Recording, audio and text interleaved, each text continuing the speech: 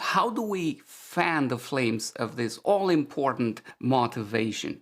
I'm going to discuss two simple techniques that you can practice at home that are proven in the specialty literature to improve motivation, and something special at the end for those of you who are believers.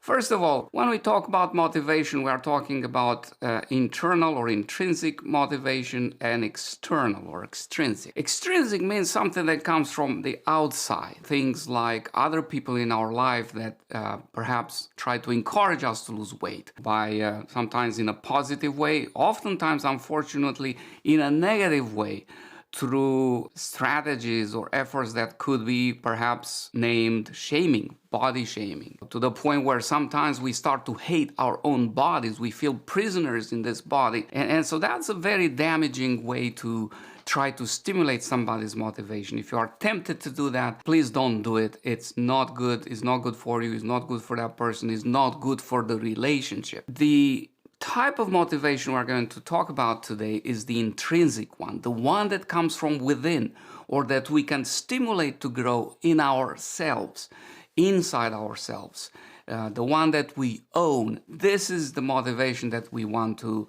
stimulate. First technique to improve that is what I call the APE method or principle. It has nothing to do with monkeys.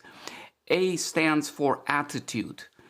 And that simply says that believe, just like Theodore Roosevelt said famously some decades ago, believe you can and you're halfway there. The idea is that if in our mind we convince ourselves that we can do something, that it is within our capability to do that thing, half of the work is done. Not all of it, but half is done.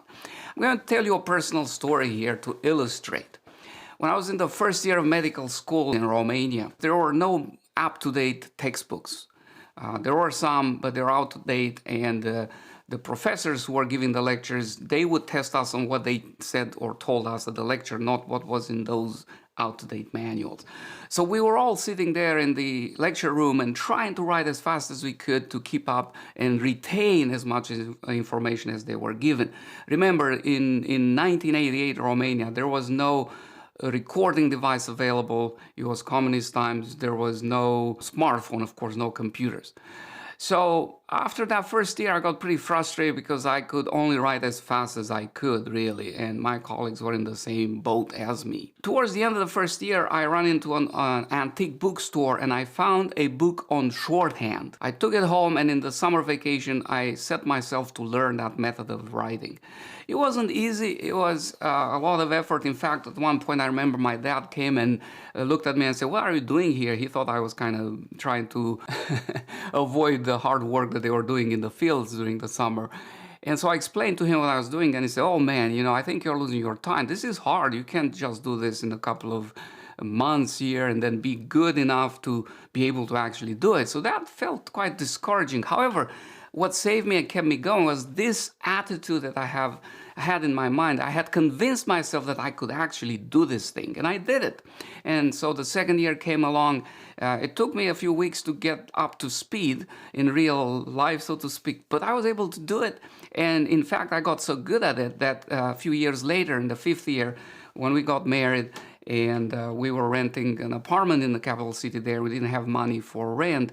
I was able to make carbon copies with a manual typewriter of those lectures that I would transcribe in the evening from shorthand that I took during the daytime, and then sell those 7 copies or so to foreign medical students from other countries such as Iran, Greece, or Sudan, for students who were very grateful to have that option. My point here is, again, that if we believe we can do this, we will be able to achieve most of it. But believing is not enough. You also have to have preparation. You have to have a method. Just like John Wooden famously said, failing to prepare is basically same as preparing to fail.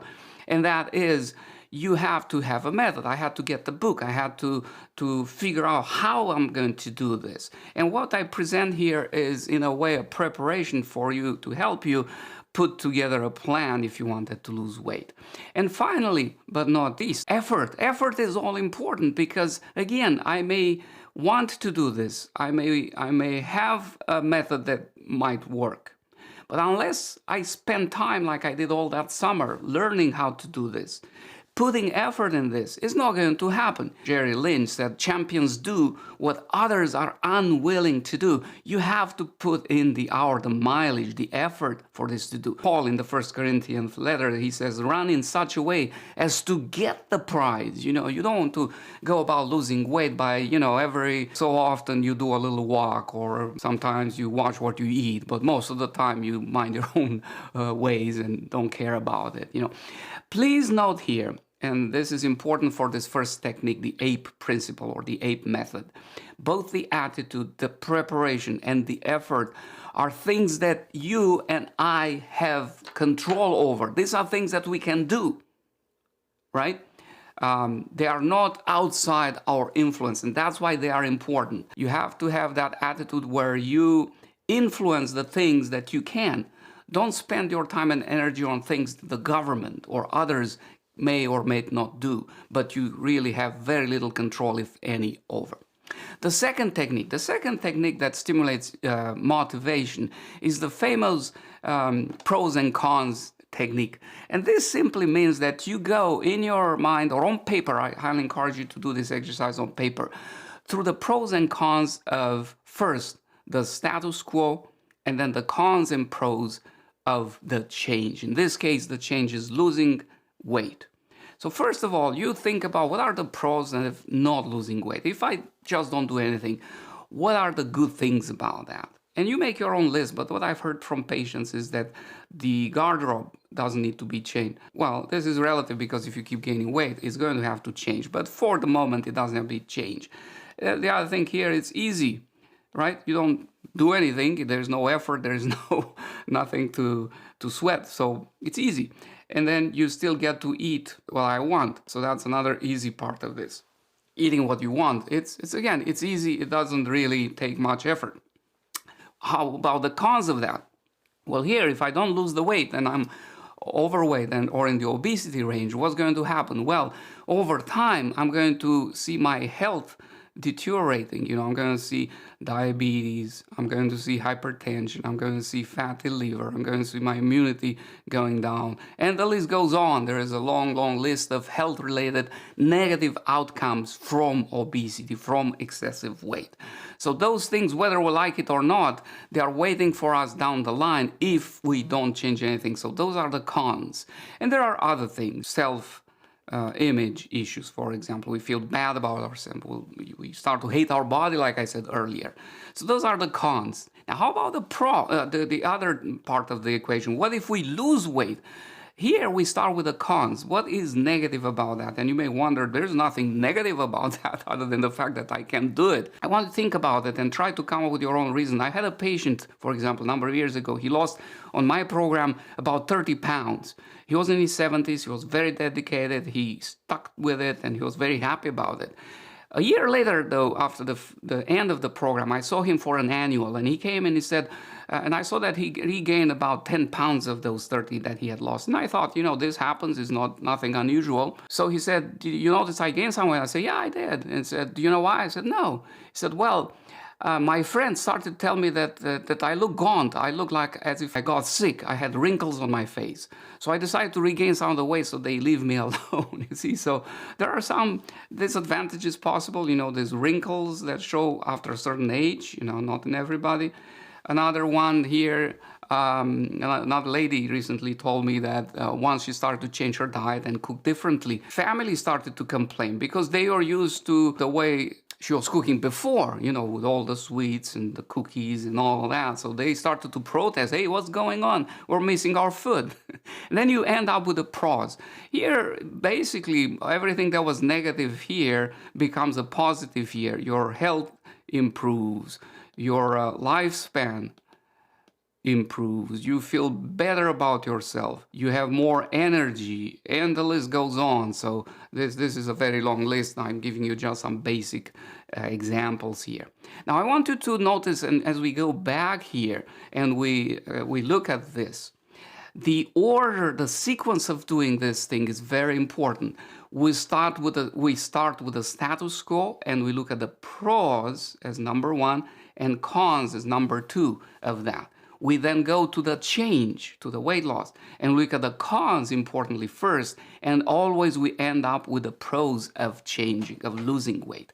Following this sequence with your own reasons that you put down on paper when you examine this possibility of change, does something very important to you and to your motivation, and that is, think about it. A lot of times when we contemplate change, we go to a process. We don't wake up one morning and we become successful at weight loss or anything else in life for that matter. What it takes for us to be successful is a process that sometimes can take weeks or months. And during this transition, oftentimes we find ourselves on the fence. We feel like we would like to lose weight. We see distinctive advantages of doing that. And yet we feel attached. We feel unsure, we feel insecure as to whether we do it, and whether we would be missing some things that we are enjoying now, the foods that we like, the comfort of eating certain foods, how easy it is to keep going, and so forth. So going again through this sequence empowers us and moves us off that fence into saying, you know what, there's distinctive advantages, and they are greatly outweighing any disadvantage that I thought was there. I'm going to go ahead and do this, and that's the advantage of this. Now, for weight loss, oftentimes what we find is that it's not enough to fan the flames of motivation inside of us. What if those fans of motivation are not strong enough? What if we find that after we got ourselves motivated, after we did all these techniques, we still fail? And this is not rare. And this is more the norm than the exception. For those situations, and for those of you who are believers, who are Christians, if you want to go beyond of what is inside of us, what are the mechanics of our human psychology, with its pluses and deficiencies, often we need more than what's inside. And by that, what I mean is we need a higher power. We need a stronger anchor to keep us going. And I'm just going to give you one. There are many Bible examples that could be of inspiration. I'm just going to quote here the famous sequence or verse in Matthew 11, verse 28, where Jesus said, "Come to me, all you who are weary and burdened, and I will give you rest." What does that mean? I mean, oftentimes when we go back and forth between success and failure when it comes to weight loss or any change that we are trying to make, we discover that we fail and we feel bad about it and we feel discouraged and demoralized, and next time around we don't even want to try. So this creates this sensation of being burdened. It's an example of many situations where we can feel that way, and weary and worthless.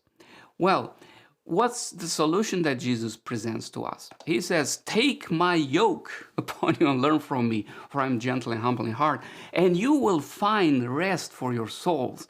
I mean, this sounds counterintuitive. This sounds paradoxical. You're already tired, you're weary, you're burdened, and you want me to take another yoke on me? This is not what he's saying here. By taking his yoke, what he means is that staying in a very close relationship with him, that's the essence of this concept. Being yoked with Jesus means that you are right next to him. I don't know if you've seen animal yokes, but essentially one animal is next to each other and they have to move together in sync. If one starts to go back or forth to the side and the other doesn't, it doesn't get anywhere, and it gets very frustrating. So the essence of this concept that he's presenting as the solution is, come here next to me, keep me in your life, in your relationship, in such a way that when you go out and you're alone in your house, with your fridge, with your pantry, with your problems, and you reach out to try to eat all of that, maple syrup jar or whatever it is, remember, I'm right here next to you, and you will behave if his reality is present, as if you are right there next with you, and he's the most significant relationship you have in this life, you will change your behavior. You are not going to do those things that you did before, whether it's diet, exercise, or anything else. And that's why he says here, my yoke is easy and my burden is light, because he takes those on him and relieves the burden from your back, from your soul. Anyways, I hope that this will be of inspiration for you. You will find success if you in your effort to get this burden off your shoulders. Until next time, my friend, I leave you with peace, and you stay wise and you stay slim. Thank you.